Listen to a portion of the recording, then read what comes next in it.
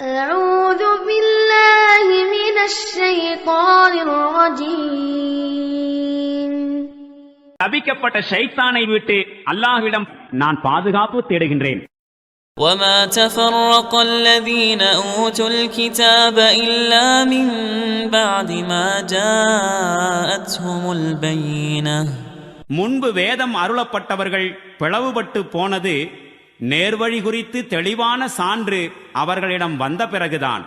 وما أمروا إلا ليعبدوا الله مخلصين له الدين حنفاء